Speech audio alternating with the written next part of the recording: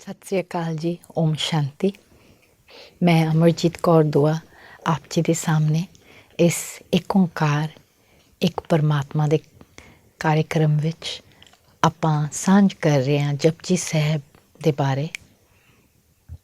ਮੂਲ ਮੰਤਰ ਦੀ ਖੋਜ ਕੀਤੀ ਸੀ ਗਹਿਰਾਈ ਵਿੱਚ। ਪਿਛਲੇ ਵਾਰੀ ਅਸੀਂ ਫਿਰ ਮੂਲ ਮੰਤਰ ਦੀ ਸਿਮਰਨ ਕੀਤੀ ਔਰ ਉਸਨੂੰ ਸਮਝਿਆ ਔਰ ਫਿਰ ਅਗਾਂਹ ਟੁਰ ਕੇ ਅਸੀਂ ਹੁਕਮ ਨੂੰ ਥੋੜ੍ਹਾ ਸਮਝਿਆ ਅਤੇ ਤੀਜੀ ਪੌੜੀ ਵਿੱਚ ਅਸੀਂ ਗਾਵੇ ਦੀ ਗੱਲ ਕਰ ਰਹੇ ਹਾਂ ਕਿ ਕਿਵੇਂ ਸਾਰੀ ਦੁਨੀਆ ਹੁਕਮ ਵਿੱਚ ਆ ਕੇ ਉਸ ਦੀ ਗਾ ਰਿਹਾ।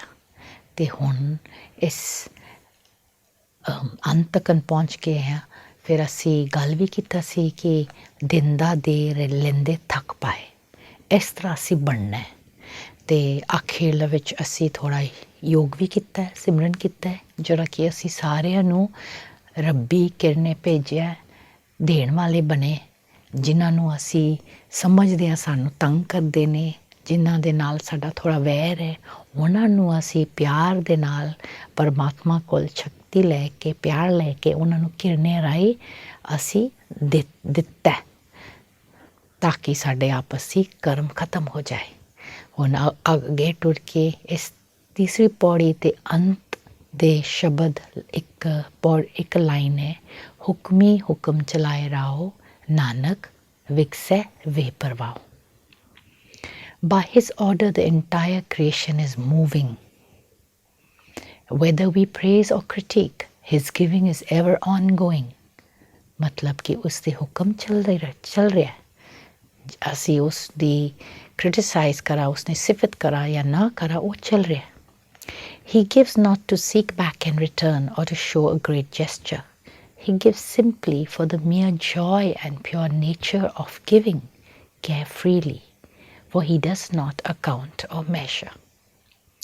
ਮਤਲਬ ਕਿ ਇਹਦੇ ਵਿੱਚ ਸਾਡੇ ਔਰ ਅਕਾਲ ਪੁਰਖ ਦੀ ਫਰਕ ਨਜ਼ਰ ਆਉਂਦੀ ਹੈ। ਅਸੀਂ ਦਿੰਦੇ ਹਾਂ ਆਪਣੇ ਖੁਸ਼ੀ ਵਾਸਤੇ। ਅਸੀਂ ਕਿਉਂ ਅਕਾਲ ਪੁਰਖ ਨੂੰ ਮਿਲ ਕੇ ਕਿਸੇ ਨੂੰ ਕਿਰਨੇ ਦੇ ਰਹੇ ਹਾਂ ਜਾਂ ਅਕਾਲ ਪੁਰਖ ਕੋਲ ਸ਼ਕਤੀ ਲੈ ਕੇ ਉਹਨਾਂ ਨੂੰ ਕਿਉਂ ਦੇ ਰਹੇ ਹਾਂ? ਕਿਉਂਕਿ ਅਸੀਂ ਚਾਹੁੰਦੇ ਹਾਂ ਸਾਡੇ ਆਪਸੀ ਕਰਮ ਕੱਟ ਜਾਏ। ਜਾਂ ਅਸੀਂ ਉਸ ਜਿਹੜੇ ਆਮ ਲੋਕ ਹੈ ਉਹ ਯੋਗ ਨਹੀਂ ਕਰਦੇ, ਸਿਮਰਨ ਨਹੀਂ ਕਰਦੇ, ਅਤੇ ਉਸ ਆਤਮਾ ਨੂੰ ਦਿੰਦੇ ਵੀ ਨਹੀਂ, ਉਹ ਤਾਂ ਫਿਰ ਵੈਰ ਹੀ ਕਰ ਰਹੇ ਨੇ ਨਾ। ਪਰ ਅਕਾਲ ਪੁਰਖ ਸਾਰਿਆਂ ਨੂੰ ਦਿੰਦੇ ਨੇ, ਥੱਕ ਵੀ ਜਾਈਏ ਤਾਂ ਵੀ ਦਿੰਦੇ ਨੇ, ਕਿਉਂਕਿ ਉਹਨਾਂ ਦਾ ਹੋਂਦ ਹੈ, ਉਹਨਾਂ ਦਾ ਗੁਣ ਹੈ। ਜਿਵੇਂ ਪਾਣੀ ਦਾ ਗੁਣ ਹੈ ਕਿ ਉਹ ਥੱਲੇ ਹੀ ਜਾਏਗਾ, ਨੀਵੇਂ ਥਾਈ ਜਾਏਗਾ, ਅਤੇ ਮਤਲਬ ਫਲੈਕਸੀਬਲ ਹੈ। ਜਿਸ ਭਾਂਡਾ ਵਿੱਚ ਪਾਓ ਉਸ ਭਾਂਡਾ ਦਾ ਸ਼ੇਪ ਲੈ ਲੈਂਦਾ। ਇਹ ਪਾਣੀ ਦਾ ਗੁਣ ਹੈ। ਹਵਾ ਦਾ ਵੀ ਇਹ ਗੁਣ ਹੈ।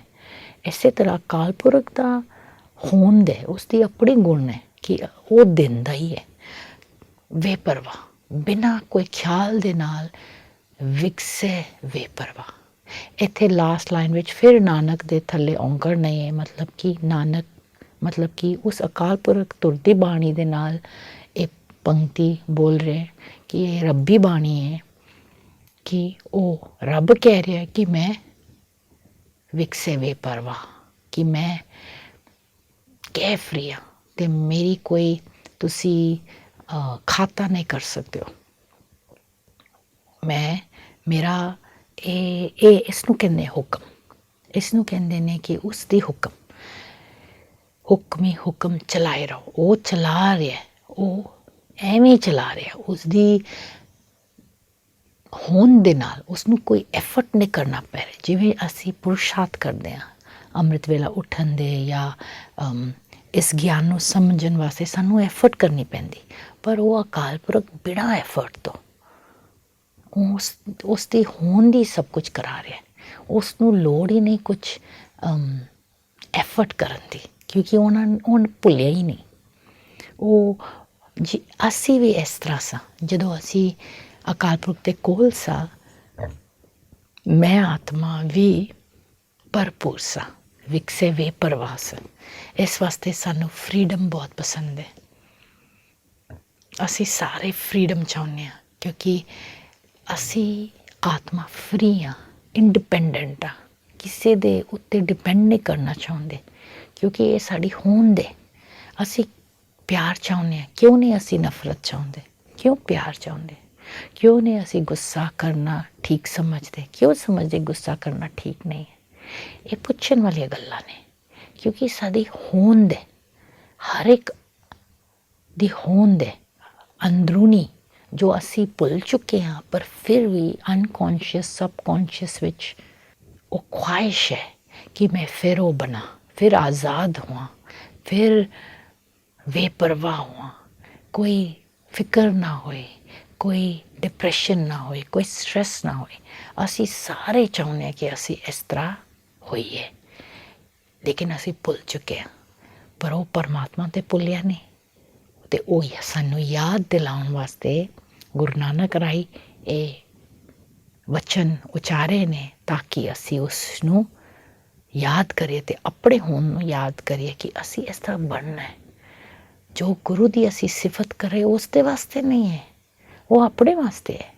ਉਸ ਦੀ ਸਿਫਤ ਕਰਨ ਦੇ ਨਾਲ ਉਹ ਵੱਡੀ ਨਹੀਂ ਹੋ ਰਹੀ, ਵੱਡੇ ਨਹੀਂ ਹੋ ਰਹੇ, ਨਾ ਸਾਡੇ ਉਸ ਦੀ ਕ੍ਰਿਟਿਸਿਜ਼ਮ ਕਰਨ ਦੇ ਨਾਲ ਉਹ ਛੋਟਾ ਹੋ ਰਿਹਾ।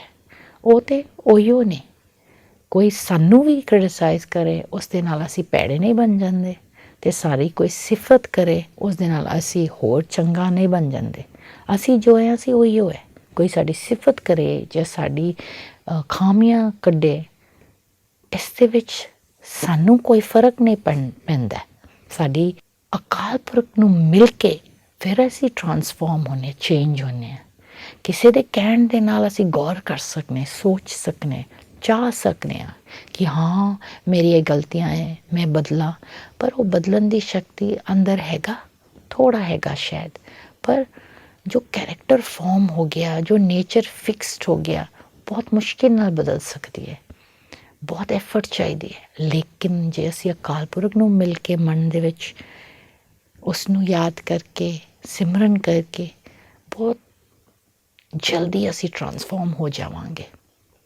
ਦੁਨੀਆ ਵਿੱਚ ਸਾਰੇ ਕਿਉਂ ਉਸ ਇੱਕ ਪਰਮਾਤਮਾ, ਇੱਕ ਪਰਮ ਪਿਤਾ ਨੂੰ ਯਾਦ ਕਰਦੇ, ਕਿਉਂ ਧਰਮ ਬਣੇ, ਕਿਉਂ ਹਾਰ ਕੇ ਸਾਰੇ ਰੱਬ ਕੋਲ ਹੀ ਆਉਂਦੇ ਨੇ, ਕਿਉਂ? ਕਿਉਂਕਿ ਹੋਰ ਕੋਈ ਰਾਹ ਹੀ ਨਹੀਂ ਹੈ, ਹੋਰ ਕੋਈ ਰਸਤਾ ਹੀ ਨਹੀਂ ਹੈ, ਹੋਰ ਕੋਈ ਤਰੀਕਾ ਹੀ ਨਹੀਂ ਹੈ ਮਨ ਨੂੰ ਸ਼ਾਂਤ ਕਰਨ ਵਾਸਤੇ। ਸਾਰੇ ਤਰੀਕੇ ਯੂਜ਼ ਕੀਤੇ, ਪਰ ਕੋਈ ਲਾਭ ਨਹੀਂ। ਜਿਹੜਾ ਪਹਿਲੀ ਪੌੜੀ ਵਿੱਚ ਅਸੀਂ ਕਈ ਤਰੀਕੇ ਜਿਹੜੇ ਅਸੀਂ ਅਪਣਾਏ ਹੋਏ ਨੇ, ਸੋਚੇ ਸੋਚ ਨੂੰ ਹੋਈ ਜੀ ਸੋਚੀ ਲਖਵਾਰ, ਇਸ਼ਨਾਨ ਕਰਨ ਦੇ ਨਾਲ, ਚੁੱਪੇ ਚੁੱਪ ਨੂੰ ਹੋਈ ਜੀ ਲਾਇਰਾ ਲਪਤਾਲ, ਚੁੱਪ ਕਰਨ ਦੇ ਨਾਲ, ਮੈਡੀਟੇਸ਼ਨ ਕਰਨ ਦੇ ਨਾਲ, ਬਰੀਦਿੰਗ ਦੇ ਫੋਕਸ ਕਰਨ ਦੇ ਨਾਲ, ਕਿਰਿਆ ਕਰਨ ਦੇ ਨਾਲ, ਯੋਗਾ ਕਰਨ, ਆਸਨ ਵਗੈਰਾ ਕਰਨ ਦੇ ਨਾਲ ਸਾਡਾ ਮਨ ਸ਼ਾਂਤ ਨਹੀਂ ਹੋ ਸਕਦਾ। ਉਹ ਟੈਂਪਰਰੀ ਹੈ। ਪਿਕਚਰ ਵੇਖਣ ਦੇ ਨਾਲ, ਕਾਮੇਡੀ ਅਸੀਂ ਵੇਖਦੇ ਹਾਂ ਤਾਂ ਕਿ ਅਸੀਂ ਹੱਸੇ, ਪਰ ਉਹ ਕਾਮੇਡੀ ਖਤਮ ਹੋ ਜਾਂਦੀ, ਫਿਰ ਹਕੀਕਤ ਉਹੀ ਉਹ ਵਾਪਸ ਆ ਜਾਂਦੀ ਹੈ। ਇਹ ਟੈਂਪਰਰੀ। ਐਕਸਰਸਾਈਜ਼ ਕਰਨ ਦੇ ਨਾਲ ਹਾਂ ਐਡਰੇਨਲਿਨ ਸਾਡੀ ਮਤਲਬ ਮਨ ਦੀ ਅਵਸਥਾ ਨੂੰ ਥੋੜ੍ਹਾ ਸਾਇੰਟੀਫਿਕਲੀ ਚੇਂਜ ਕਰਦੀ ਹੈ, ਪਰ ਅੱਜ ਸਾਡੀ ਆਦਤ ਨਹੀਂ ਬਦਲ ਗਈ। ਫਿਰ ਉਹ ਆਦਤ ਸਾਨੂੰ ਫਿਰ ਖਿੱਚੇਗੀ, ਅਤੇ ਜਿੰਨਾ ਚਿਰ ਸਿਹਤ ਵਾਰਾ ਖਾਂਦਾ ਐਕਸਰਸਾਈਜ਼ ਕਰਦੇ ਰਹਾਂਗੇ, ਪਰ ਜਦ ਸਿਹਤ ਨਹੀਂ ਵਾਰਾ ਖਾਏਗਾ ਫਿਰ ਕੀ ਕਰਾਂਗੇ? ਅਤੇ ਸਾਡੇ ਮਨ ਦੀ ਅਵਸਥਾ ਇਸ ਤਰ੍ਹਾਂ ਹੋਣਾ ਚਾਹੀਦਾ ਕਿ ਅਸੀਂ ਇਹ ਨੋਰਮਲ ਤਰੀਕੇ ਦੇ ਨਾਲ ਜੋ ਨਹੀਂ ਹੋ ਰਿਹਾ, ਆਸਾਨ ਤਰੀਕਾ ਹੈ ਉਸ ਨੂੰ ਯਾਦ ਕਰਨਾ।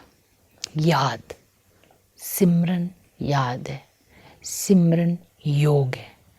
ਜੋ ਅਸੀਂ ਕਹਿੰਦੇ ਹਾਂ ਸਿਮਰਨ ਕਰਨਾ ਹੈ, ਉਹ ਸਿਰਫ ਵਾਹਿਗੁਰੂ ਵਾਹਿਗੁਰੂ ਜਪਣ ਦੀ ਗੱਲ ਨਹੀਂ ਹੈਗਾ। ਵਾਹ ਕੀ ਹੈ? ਵਾਹ ਦਾ ਮਤਲਬ ਹੈ ਆਨੰਦ। ਜਦੋਂ ਤੁਸੀਂ ਕਿਸੇ ਚੀਜ਼ ਨੂੰ ਵਾਹ ਕਹਿੰਦੇ ਹੋ, ਇਹਦਾ ਮਤਲਬ ਤੁਸੀਂ ਇੰਨੀ ਆਨੰਦ ਵਿੱਚ ਚਲੇ ਗਏ ਹੋ, ਉਸ ਨੂੰ ਤੁਸੀਂ ਮਤਲਬ ਕਿ ਵਾਹ ਕਹਿ ਰਹੇ ਹੋ, ਮਤਲਬ ਖੁਸ਼ੀ ਦੇ ਨਾਲ ਅਤੇ ਅੰਦਰੂਨੀ ਸ਼ਕਤੀ ਦੇ ਨਾਲ ਤੁਸੀਂ ਉਸ ਨੂੰ ਫੀਲ ਕਰ ਰਹੇ ਹੋ, ਤਾਂ ਵਾਹ ਸ਼ਬਦ ਨਿਕਲਦੀ ਹੈ। ਅਤੇ ਫਿਰ ਵਾਹ ਹੇ ਗੁਰੂ, ਇੱਥੇ ਅਸੀਂ ਅਕਾਲ ਪੁਰਖ ਨੂੰ ਗੁਰੂ ਆਖਿਆ। ਵਾਹ ਹੇ ਗੁਰੂ ਜਦੋਂ ਅਸੀਂ ਬੋਲਦੇ ਹਾਂ, ਉਸ ਅਕਾਲ ਪੁਰਖ ਦੀ ਵਾਹ ਕਰਦੇ ਹਾਂ। ਪਰ ਅਸੀਂ ਕੀ ਕਰਦੇ ਹਾਂ? ਅਸੀਂ ਵਾਹਿਗੁਰੂ ਬੋਲਦੇ ਹਾਂ ਇੰਝ ਜਿਵੇਂ ਕਿ ਅਸੀਂ ਬਿਮਾਰ ਹਾਂ, ਅਤੇ ਵਾਹਿਗੁਰੂ ਵਾਹਿਗੁਰੂ ਵਾਹਿਗੁਰੂ ਵਾਹਿਗੁਰੂ ਵਾਹਿਗੁਰੂ ਵਾਹਿਗੁਰੂ ਵਾਹਿਗੁਰੂ ਵਾਹਿਗੁਰੂ ਅਸੀਂ ਇਸ ਤਰ੍ਹਾਂ ਕਰਕੇ ਜਪਨੇ ਆ। ਕਿਉਂ? ਵਾਹ ਦੇ ਵਿੱਚ ਰਹਿ ਕੇ ਕਿਉਂ ਨਹੀਂ ਜਪਾਂਗੇ? ਜੇ ਵਾਹ ਸ਼ਬਦ ਹੀ ਇਸ ਤਰ੍ਹਾਂ ਹੈ ਜੋ ਕਿ ਵਾਹ ਵਿੱਚ ਬੋਲਣਾ ਚਾਹੀਏ, ਬਿਸਮਾਦ ਵਿੱਚ ਬੋਲਣਾ ਚਾਹੀਦਾ, ਫੀਲ ਹੋਣੀ ਚਾਹੀਦੀ, ਬੋਲ ਨਾ ਬੋਲ ਅੰਦਰੂਨੀ। ਤੇ ਇਸ ਵਾਸਤੇ ਜਦੋਂ ਅਸੀਂ ਸਿਮਰਨ ਕਰਾਂਗੇ, ਅਸੀਂ ਆਪਣੇ ਆਪ ਨੂੰ ਆਤਮਾ ਸਮਝਾਂਗੇ, ਚਮਕਦੀ ਸਿਤਾਰਾ ਜੋਤੀ ਬਿੰਦੂ ਆਤਮਾ, ਤੇ ਉਸ ਨੂੰ ਪਰਮਾਤਮਾ ਨੂੰ ਵੀ ਜੋਤੀ ਬਿੰਦੂ ਪਰਮਾਤਮਾ ਸਮਝਾਂਗੇ। ਫਿਰ ਅਸੀਂ ਉਸ ਬਿਸਮਾਦ ਵਿੱਚ, ਉਸ ਵਾਹ ਵਿੱਚ ਚਲੇ ਜਾਂਦੇ ਹਾਂ ਕਿ ਉਸਦੀ ਜਦੋਂ ਅਸੀਂ ਗੁਰਬਾਣੀ ਪੜ੍ਹਨੇ ਹਾਂ, ਜਪਜੀ ਸਾਹਿਬ ਦੇ ਹੁਕਮ ਦਾ ਸਾਰਾ ਜੋ ਅਸੀਂ ਪੜ੍ਹਿਆ ਹੋਇਆ ਹੈ, ਅਤੇ ਇਹ ਹੁਣ ਜਿਹੜਾ ਅਸੀਂ ਗੱਲ ਕਰੇ ਗਾਵੇ ਦਾ ਪੌੜੀ ਅਸੀਂ ਪੜ੍ਹ ਰਹੇ ਹਾਂ, ਉਹ ਗਾਵੇ ਗਾਵੇ ਗਾਵੇ ਇੰਨਾ ਅਸੀਂ ਕਰ ਰਹੇ ਹਾਂ, ਅਤੇ ਉਹ ਫਿਰ ਕੀ ਸਾਨੂੰ ਸੱਚ ਵਿੱਚ ਮਹਿਸੂਸ ਹੁੰਦਾ ਉਸ ਵਾਹ ਦੀ। ਉਸ ਵਾਹ ਵਿੱਚ ਅਸੀਂ ਫਿਰ ਜਾਣਦੇ ਹਾਂ ਕਿ ਵਾਹ ਸਾਰੀ ਦੁਨੀਆ ਗਾ ਰਹੇ ਨੇ। ਫਿਰ ਤੀਜੀ ਪੌੜੀ ਨੂੰ ਅਸੀਂ ਇੱਕ ਵਾਰੀ ਰਿਪੀਟ ਕਰਨੇ ਆ। ਗਾਵੇ ਕੋ ਤਾਣ ਹੋਵੇ ਕਿਸੇ ਤਾਣ, ਗਾਵੇ ਕੋ ਦਾਤ ਜਾਣੇ ਨਿਸ਼ਾਨ, ਗਾਵੇ ਕੋ ਗੁਣ ਵਡਿਆਈਆਂ ਚਾਰ, ਗਾਵੇ ਕੋ ਵਿਦਿਆ ਵਿਖਮ ਵਿਚਾਰ, ਗਾਵੇ ਕੋ ਸਾਜ करे तणखे, गावे को जी ले फिर दे, गावे को जापे दिसे दूर, गावे को वेखे हदरा हदूर, कथना कथी न आवे तोट, कथ कथ कथी कोटी कोट कोट, दिंदा दे लेंदे थक पाए, जुगा जुगंतर खाई खाए, हुक्मे हुक्म चलाए राव, नानक विकसै वे परवाह। वे परवाह वाਹ, ਇਸ ਵੇ ਪਰਵਾਹ ਦੇ ਵਿੱਚ ਵਾਹ ਆ ਜਾਂਦੀ ਹੈ, ਅਤੇ ਉਸ ਬਿਸਮਾਦ ਵਿੱਚ ਅਸੀਂ ਚਲੇ ਜਾਂਦੇ ਹਾਂ ਕਿ ਵਾਹ ਇੰਨੇ ਲੋਕ ਸਿਫਤ ਕਰ ਰਹੇ ਨੇ ਉਸਦੀ, ਅਤੇ ਉਹ ਕਿਸ ਤਰ੍ਹਾਂ ਫਿਰ ਵੀ ਦੇ ਰਿਹਾ। ਕਦੀ ਅਸੀਂ ਕਹਿੰਦੇ ਹਾਂ, ਕਈ ਵਾਰੀ ਅਸੀਂ ਕਹਿੰਦੇ ਹਾਂ ਕਿ ਅਕਾਲ ਪੁਰਖ ਨੂੰ ਅਸੀਂ ਦੋਸ਼ੀ ਠਹਿਰਾਉਂਦੇ ਹਾਂ ਕਿ ਮੇਰਾ ਇਹ ਨੁਕਸਾਨ ਤੁਸਾਂ ਕਰਾਇਆ, ਮੇਰਾ ਇਹ ਪ੍ਰੋਬਲਮ ਤੁਸਾਂ ਕਰਾਇਆ। ਐਕਚੁਅਲੀ ਉਹ ਅਕਾਲ ਪੁਰਖ ਨਹੀਂ ਕਰਾ ਰਿਹਾ, ਅਕਾਲ ਪੁਰਖ ਤੇ ਦੇਣ ਵਾਲਾ ਹੈ। ਗੁਰੂ ਨਾਨਕ ਦੇਵ ਜੀ ਨੇ ਆਖਿਆ ਦਿੰਦਾ ਦੇ ਲੈਂਦੇ ਥੱਕ ਪਾਏ। ਜੋ ਸਾਨੂੰ ਸਤਾ ਰਿਹਾ ਸਾਡੀ ਆਪਣੀ ਕਰਮ, ਸਾਡੀ ਆਪਣੀ ਸੋਚ, ਕੋਈ ਸਾਨੂੰ ਨਹੀਂ ਸਤਾ ਰਹੇ, ਉਹ ਆਪਣਾ ਖੇਡ ਖੇਡ ਰਹੇ ਨੇ। ਅਸੀਂ ਉਸ ਤੋਂ ਥੱਕ ਜਾਂਦੇ ਹਾਂ ਜਾਂ ਅੱਕ ਜਾਂਦੇ ਹਾਂ, ਇਹ ਸਾਡੀ ਪ੍ਰੋਬਲਮ ਹੈ, ਉਸ ਦੀ ਪ੍ਰੋਬਲਮ ਨਹੀਂ ਹੈ। ਉਹ ਹਰ ਇੱਕ ਆਪਣਾ ਆਪ ਨੂੰ ਵੇਖਣਾ, ਕਿਸੇ ਹੋਰ ਨੂੰ ਨਹੀਂ ਵੇਖਣਾ। ਕੋਈ ਗਲਤ ਕਰੇ ਉਹ ਉਸ ਦੀ ਪ੍ਰੋਬਲਮ ਹੈ। ਹਾਂ, ਜਦੋਂ ਅਸੀਂ ਠੀਕ ਕਰਨੇ ਉਸਨੂੰ, ਫਿਰ ਅਸੀਂ ਉਸਨੂੰ ਪਿਆਰ ਦੇ ਨਾਲ ਸਮਝਾਵਾਂਗੇ, ਬਲਕਿ ਲੇਕਿਨ ਗੁੱਸਾ ਦੇ ਨਾਲ ਨਹੀਂ ਸਮਝਾ ਸਕਦੇ, ਇਰੀਟੇਸ਼ਨ ਹੋ ਕੇ ਨਹੀਂ ਸਮਝਾ ਸਕਦੇ। ਆਪਣੇ ਆਪ ਨੂੰ ਫੋਕਸ ਕਰਨਾ ਹੈ ਕਿ ਜੋ ਕੋਈ ਮੈਨੂੰ ਸਤਾ ਰਿਹਾ, ਜਿਸ ਦੇ ਨਾਲ ਮੇਰਾ ਕੋਈ ਪ੍ਰੋਬਲਮ ਹੈ, ਉਹ ਮੇਰੀ ਪ੍ਰੋਬਲਮ ਹੈ, ਉਸ ਦੀ ਪ੍ਰੋਬਲਮ ਨਹੀਂ ਹੈ। ਅਤੇ ਮੈਂ ਬੇਪਰਵਾਹ ਗੁਰੂ ਵਰਗਾ ਵਿਕਸੇ ਬੇਪਰਵਾਹ ਮੈਂ ਵੀ ਰਵਾਂ, ਮੈਂ ਵੀ ਉਸ, ਕਿਉਂ ਨਹੀਂ? ਅਸੀਂ ਨਹੀਂ ਚਾਹੁੰਦੇ, ਆਤਮਾ ਤਾਂ ਚਾਹੁੰਦੀ ਹੈ ਕਿ ਮੈਂ ਵੀ ਵਾਹ ਵਿੱਚ ਰਵਾਂ। ਅਤੇ ਉਸ ਨੂੰ ਮਿਲ ਕੇ ਉਸ ਦੇ ਸਿਮਰਨ ਕਰਦਿਆਂ ਫਿਰ ਅਸੀਂ ਉਸ ਵਰਗਾ ਬਣਾਂਗੇ, ਅਤੇ ਫਿਰ ਅਸੀਂ ਵੀ ਦਿੰਦਾ ਦੇ ਲੈਂਦੇ ਥੱਕ ਪਾਏ ਬਣਾਂਗੇ, ਅਤੇ ਬੇਪਰਵਾਹ ਬਣਾਂਗੇ। ਹੁਕਮੇ ਹੁਕਮ ਚਲਾਏ ਰਾਓ, ਨਾਨਕ ਵਿਕਸੇ ਬੇਪਰਵਾਹ। ਮੈਨੂੰ ਇਹ ਲਾਸਟ ਲਾਈਨ ਨਾਨਕ ਵਿਕਸੇ ਬੇਪਰਵਾਹ ਬਹੁਤ ਹੀ ਚੰਗਾ ਲੱਗਦਾ ਹੈ। ਅਸੀਂ ਵੀ ਵਿਕਸੇ ਬੇਪਰਵਾਹ ਬਣਨਾ ਹੈ। ਕੀ ਤੁਸੀਂ ਬਣਨਾ ਚਾਹੁੰਦੇ ਹੋ ਬੇਪਰਵਾਹ? ਜ਼ਰਾ 1 ਮਿੰਟ ਵਾਸਤੇ ਸੋਚੋ ਕਿ ਅਗਰ ਜ਼ਿੰਦਗੀ ਵਿੱਚ ਕੋਈ ਪਰਵਾਹ ਹੀ ਨਾ ਹੋ, ਬੇਪਰਵਾਹ ਮਤਲਬ ਬੇਪਰਵਾਹ ਅਸੀਂ ਬਣੀਏ, ਹੋ ਸਕਦਾ ਹੈ ਕਿਸੇ ਚੀਜ਼ ਦੀ ਪਰਵਾਹ ਨਾ ਹੋ। ਗੁਰੂ ਤੇ ਕਹਿੰਦੀ ਹੈ ਚਿੰਤਾ ਤਾਂ ਕੀ ਕੀਜੇ ਜੋ ਅਨਹੋਣੀ ਹੋਏ। मतलब कोई चीज़ है ही नहीं जो अनहोनी नहीं है, सब कुछ होनी है। तो इस वास्ते चिंता क्यों करते हो? असी समझते इन गल्लां नूं, फिर भी सानू चिंता है। ਇਹਦਾ मतलब असी गुरबाणी नहीं बनी है, अजे नहीं बने। तो गुरु तो कहते गुरबाणी बनीए, गुरबाणी पढ़न दे नाल, समझन दे नाल, उसनूं अमल करना, उस बनीए। एक एक वचन नूं असी बनना है। नानक विकसे बेपरवाह, इसनूं ਬੋਲਣ ਦੇ ਨਾਲ ਚਲੋ ਅੱਛਾ ਲੱਗਦਾ, ਪਰ ਜਿਹੜਾ ਸਾਡੀ ਕੈਰੈਕਟਰ ਹੈ ਉਹ ਕਿਵੇਂ ਬਦਲੇਗੀ? ਜਿਵੇਂ ਅਸੀਂ ਗੱਲ ਕਰ ਰਹੇ ਸਾਂ ਹੁਣੇ ਕਿ ਬੜੇ ਤਰੀਕੇ ਅਪਣਾ ਬੈਠੇ ਹਾਂ ਸਾਡਾ ਮਨ ਥੋੜ੍ਹਾ ਠੀਕ ਰਹਿੰਦਾ ਉਸ ਤਰੀਕੇ ਦੇ ਨਾਲ। ਲੇਕਿਨ ਉਹ ਟੈਂਪਰੇਰੀ ਸੋਲਿਊਸ਼ਨਸ ਹੈ। ਜੋ ਪਰਮਾਨੈਂਟ ਸੋਲਿਊਸ਼ਨ ਹੈ, ਜਿਹੜੇ ਸਾਰੇ ਧਰਮ ਅਤੇ ਸਾਰੇ ਦੁਨੀਆ ਵਿੱਚ ਕ੍ਰਿਸਚੈਨਿਟੀ ਹੋਏ, ਇਸਲਾਮ ਹੋਏ, ਬੁੱਧਿਜ਼ਮ ਹੋਏ, ਜੈਨਿਜ਼ਮ ਹੋਏ, ਕੋਈ ਵੀ ਧਰਮ ਹੋਏ, ਸਿੱਖਿਜ਼ਮ ਹੋਏ, ਸਭ ਉਸ ਇੱਕ ਦੀ ਗੱਲ ਕਿਉਂ ਕਰਦੇ ਆ? ਕਿਉਂਕਿ ਉਸ ਇੱਕ ਨੂੰ ਪਾਉਣ ਦੇ ਨਾਲ, ਉਸ ਇੱਕ ਨੂੰ ਸਮਝਣ ਦੇ ਨਾਲ, ਉਸ ਇੱਕ ਓਂਕਾਰ, ਇੱਕ ਪਰਮ ਪਿਤਾ, ਇੱਕ ਪਰਮਾਤਮਾ ਨੂੰ ਸਮਝਣ ਦੇ ਨਾਲ ਮੈਂ ਖੁਸ਼ ਰਹਿ ਸਕਦੀ ਹਾਂ, ਮੈਂ ਬੇਪਰਵਾਹ ਰਹਿ ਸਕਦੀ ਹਾਂ, ਮੈਂ ਵਿਕਸੇ ਬੇਪਰਵਾਹ ਰਹਿ ਸਕਦੀ ਹਾਂ, ਮੈਂ ਹੁਕਮ ਦੇ ਵਿੱਚ ਚੱਲ ਸਕਦੀ ਹਾਂ। ਹੁਕਮ ਚਲਾਏ ਰਹੋ। ਉਹ ਚਲਾ ਰਿਹਾ ਅਤੇ ਮੈਂ ਚੱਲ ਰਹੀ ਹਾਂ ਉਸ ਦੇ ਹੁਕਮ, ਉਸ ਦੇ ਪਾਣਾ ਵਿੱਚ ਮੈਂ ਖੁਸ਼ ਰਵਾਂਗੀ। ਭਾਵੇਂ ਬਾਹਰ ਜੋ ਮਰਜ਼ੀ ਹੋਏ, ਸਿਚੁਏਸ਼ਨਸ ਜੋ ਮਰਜ਼ੀ ਹੋਏ, ਮੈਂ ਉਸ ਦੇ ਹੁਕਮ ਵਿੱਚ ਖੁਸ਼ ਰਹਿ ਪਾਵਾਂਗੀ, ਬੇਪਰਵਾਹ ਰਹਿ ਪਾਵਾਂਗੀ, ਅਗਰ ਮੈਂ ਉਸ ਨੂੰ ਯਾਦ ਕੀਤਾ, ਅਗਰ ਮੈਂ ਉਸ ਨੂੰ ਸਿਮਰਿਆ। ਕੈਸੇ ਸਿਮਰਿਆ? ਜਪਾ ਜਪ, ਮੁੱਖ ਰਾਹੀਂ ਨਹੀਂ। ਮੁੱਖ ਰਾਹੀਂ ਕਰ ਸਕਦੇ ਹਾਂ ਤਾਂ ਕਿ ਮਨ ਡੋਲੇ ਨਾ, ਪਰ ਮੇਨ ਜਿਹੜਾ ਹੈ ਅਜੱਪਾ ਜਪ ਮਤਲਬ ਮਨ ਦੇ ਵਿੱਚ, ਆਤਮਾ ਮਨ ਦੀ ਸਕਰੀਨ ਦੇ ਵਿੱਚ, ਖਿਆਲ ਦੇ ਵਿੱਚ, ਸੋਚ ਦੇ ਵਿੱਚ, ਫੀਲਿੰਗ ਦੇ ਵਿੱਚ ਆਪਣੇ ਆਪ ਨੂੰ ਆਤਮਾ ਸਮਝਣੀ ਹੈ ਅਤੇ ਉਸ ਪਰਮਾਤਮਾ ਨੂੰ ਮਿਲਣਾ ਹੈ। ਮੇਰਾ ਮਨ ਪਰਦੇਸੀ ਵੇ ਪਿਆਰੇ, ਆਵੋ ਕਰੇ ਆਵੋ ਕਰੇ।